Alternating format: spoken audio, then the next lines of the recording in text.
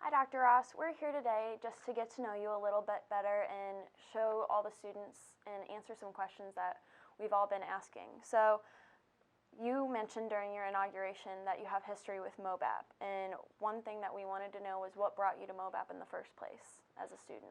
Yeah, that's a great question. So I went to Parkway North High School here in town, here in St. Louis, and so I knew about MOBAP.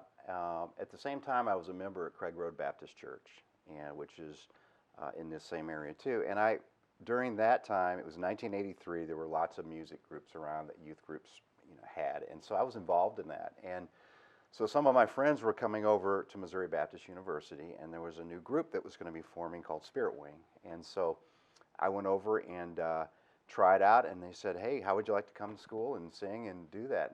And so that was how I got started in '83, and that's what we did. And really, the purpose of the group was, first of all, it was ministry, but then secondly, it was really a PR sort of a recruiting tool of the university. Wow, very cool. So we were out all the time. Almost every Sunday night, we were in a different church. And back in the day, there were other schools that had similar groups, and so it was really kind of a fit. And that's how I came to Missouri Baptist. I didn't know that much about it, and obviously back then the school was much smaller, so Yes. that's how I got started.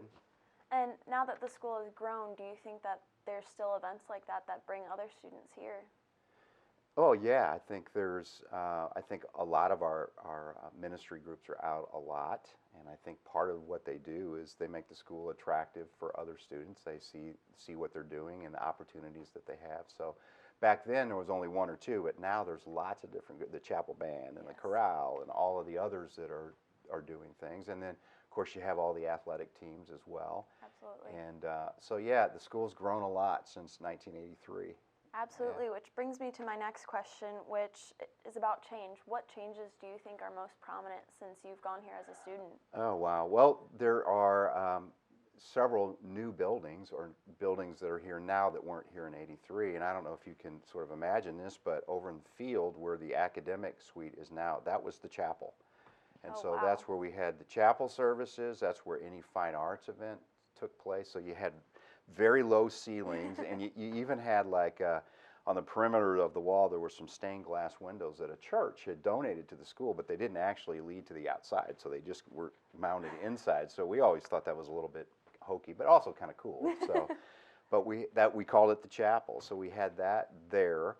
Of course, Muncie Gymnasium is still here, but that was the main gym back then. And basketball was kind of a big sport, so we would pack the basketball court out on Thursdays and Saturdays is when they typically played the game. So, but it's really just sort of facilities. The culture was similar. The Christian Absolutely. culture's always been there, and that was one of the draws for me too when I came. But that's always been there, just not quite as many people back then. Yeah, I'm sure. And did you ever think when you went here as a student that it would be like this today? No, never crossed my mind. It really didn't. I mean, I was here to just sort of get my education and get my degree, and like any other student, also have a good time along the way. And I never really thought about what the school would be or could become. I knew that it was a Absolutely. great influence on my life, and I loved it, and it gave me lots of opportunities to do things that I wouldn't normally have been able to do maybe at a bigger school. Absolutely. And again, the faith-based part of it was attractive. It was so good to sit in, be a part of classes where the professors you knew were believers and integrated what they thought and what they believed. And it wasn't a time of indoctrination, but it was a time of asking big questions and making you think about things. Absolutely. And I cherish that even today. And So. college is a big time for that for all students around here. And earlier you mentioned that it was and still is a good Christian community where people care for each other and pray for each other. How do you think that MOBAP has maintained that culture? Yeah, I think that's not something that just happens. I mean, you have to be really intentional about it. And I think first and foremost is our mission statement and our core values, that we don't really waver from those. But even though those things are there and part of the history of the school, it's important too that all of the faculty that we hire are believers and have a Christian testimony and faith. And I think first and foremost, you have to have that. If you get away from that, then things begin to over time change. And so we've always maintained that. So that's always been important. I think the integration of faith and learning in every part of the school, whether it's res life or athletics, it's prominent. I mean, you don't come to school here and don't, you know that as a student. In chapel services are required, and maybe that's not the most popular thing all the time, but I think that's one thing that helps you stay true to your mission, is by doing things. Yeah, stay grounded. Absolutely. And as the school continues to grow, what do you think are the most important traditions that MBU should maintain? Well, I think first of all, again, going back to our Christian faith. I mean, if we're not different that way, I think that's what distinguishes us from other really good schools around town, like Lindenwood and Fontbonne and Maryville, good places, but that's not what they do. Our Christian faith is what makes us different. So, in that sense, I don't know if that's really a tradition, but that's our heritage, and I think we need to stay true to that. Absolutely. And as we're speaking about changes, there's changes happening with Spartan Field, upcoming the second phase. What do you think that's going to bring to the school, and how do you think that's going to change the culture? Yeah, well, I'm really excited about some of those changes. I think, first of all, the landscape of higher education is changing. As you know, I mean, 15 years ago, when people talked about online classes, it's like, well, what is that? Now it's sort of the norm. And so the landscape of higher ed's changing quickly. So we feel like we have to adapt to that. The way students learn is a little different than maybe it was a few years ago. So one of the things that we need to be intentional about is creating learning spaces on campus that are more interactive, more innovative, that help faculty members do their job better and be a little more innovative. So one of the big changes we have coming is the renovation of the library. And so to put that in perspective, we're going to be moving out about 70% of the library books that are in the collection and making that space available for more active and innovative learning spaces for students. So if you can picture lots of glass, lots of technology, comfortable chairs, different settings in different parts of the library. We're also going to move over our career services and our alumni offices in that section too. So they'll be part of sort of that hub of activity that's going on. So internships and careers, and those things will be sort of like front and center.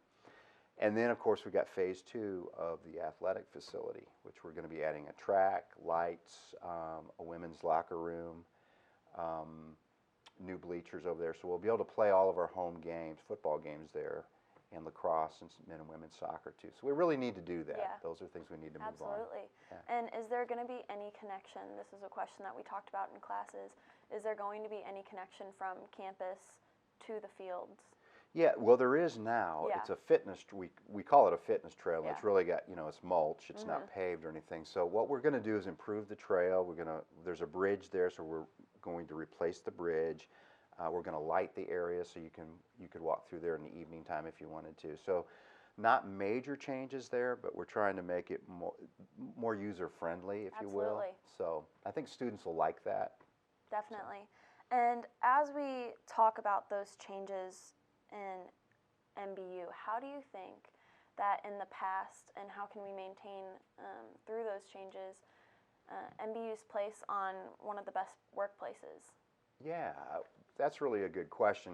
And for the past 6 years, MBU it's been named one of the top workplaces in St. Louis, and that's something that we're really proud of. Our faculty and staff, I think for the most part, enjoy working here. They come here because they have a calling for what they do, so I think that makes a difference. But I also think there's things that we try to be, we have good benefits for our faculty staff, health benefits and retirement, but good time when they can have time off with their family. We're a family-friendly institution, and so I think when our people do that survey, that stands out, and not all places are like that. So we're proud that that's the case. We're not perfect by any means, but we try to do things that we think will help our faculty and staff be more satisfied and fulfilled in what they're doing in their careers and in their calling. Thank you. And talking about staff, you're following Dr. Lacey after, I believe, 27 years? Yeah, 23 years. 23. Yeah. How do you think you can use what you learned from him to affect more change and continue to expand? Yeah, well, first of all, Dr. Lacey, he had such a great run here at Missouri Baptist. I mean, for 23 years, I mean, you just don't see that in college presidencies. I mean, he was invested here, he and Pat, for a long time, and they made a big difference. And one of the things that stands out about Dr. Lacey to me is that when he came in here, he had a vision of what he wanted to do, but you have to do more than that. And so he had a plan. He helped us all develop a strategic plan, and for 23 years we've spent a lot of time doing that. And every year we're chipping away at.